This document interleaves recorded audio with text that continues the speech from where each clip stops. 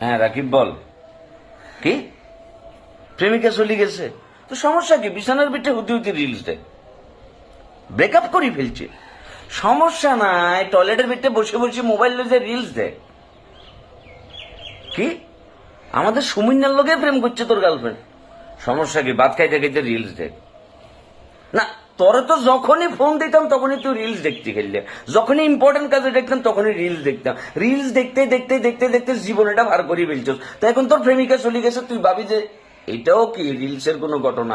Real লাইফে এমন কিছু ঘটে না। তুই মনে মনে চিন্তা করি বই থাকছে কি তুই এখন এভারেস্টে ছুড়ে আসছস, ঘুরতেছস ফিরতেছস,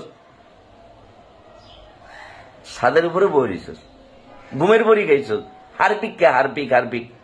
জীবনটা তো খেলে রিলস দেখতে দেখতে বার করে দিলি।